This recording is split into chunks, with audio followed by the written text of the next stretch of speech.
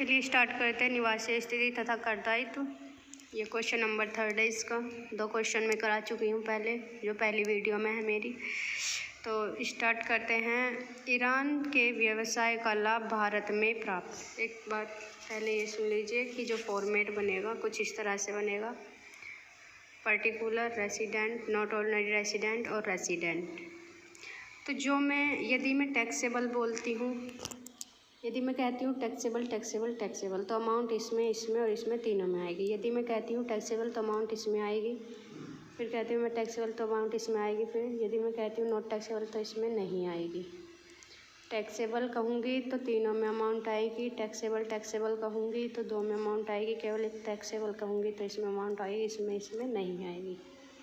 ठीक है, तो क्वेश्चन स्टार्ट करते हैं।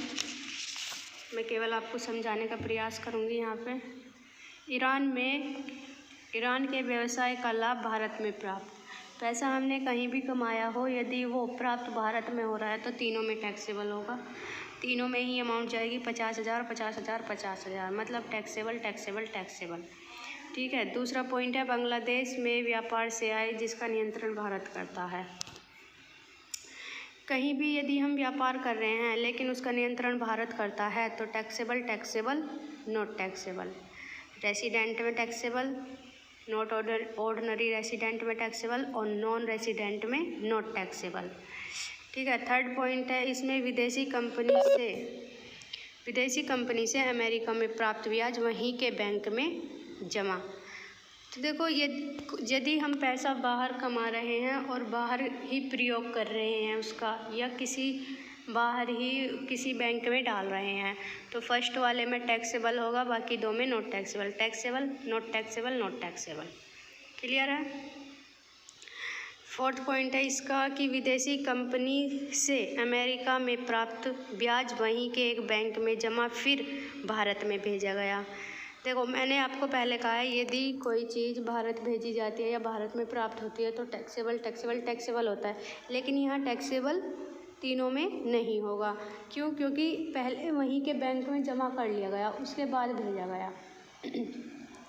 तो इसमें जो आएगा आंसर वो taxable not taxable not taxable क्यों आएगा। यदि मान लो ये क्वेश्चन ये होता कि विदेशी कंपनी से अमेरिका में प्राप्त ब्याज भारत में भेजा गया, तो तब आ जाता तीनों में taxable taxable taxable taxable.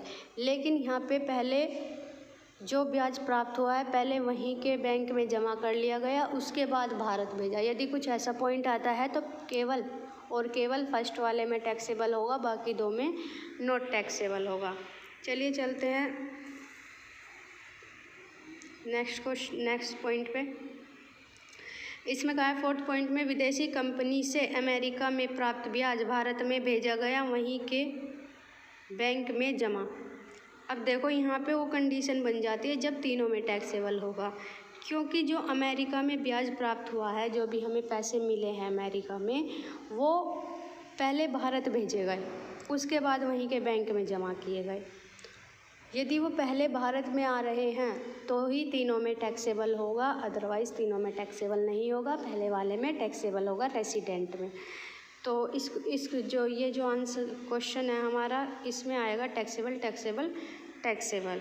Fifth point है हमारा विदेशी कंपनी से अमेरिका में प्राप्त ब्याज 10,000 रुपये, लेकिन 5,000 रुपये भारत में भेजे गए। अब देखो, यहाँ पे प्राप्त कितने हुए हैं अमेरिका में? 10,000, लेकिन भारत में कितने भेजे गए? 5,000। तो देखो, जो 5,000 है वो तो तीनों के लिए टैक्सेबल होगा। भाई 10,000 में से 5,000 घटा दो, क्योंकि 5,000 तो भारत भेजे गए हैं, तो कितने बचे? 5,000 बचे।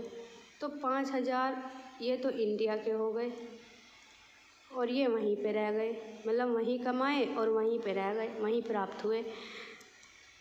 तो इसमें क्या आएगा कि ये जो इंडिया को भेजे गए हैं 5,000, या तो इस तरह से कर लो, पहले 5,000 5,000 5,000, ये तो भेजे गए हैं इंडिया को पहले।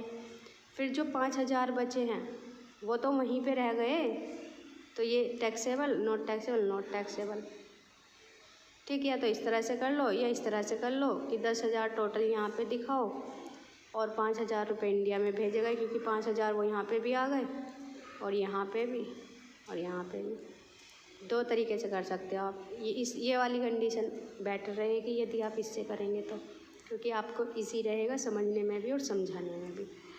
ठीक है, तो चलिए नेक्स्ट पॉइंट की तरफ चलते हैं। नेक्स्ट पॉइंट है विदेशी कंपनी से अमेरिका में ब्याज प्राप्त। ये तो हो गया था 5th पॉइंट। नेक्स्ट चलते हैं। अमेरिका विकास पत्र का ब्याज भारत में 1/5 भाग प्राप्त हुआ।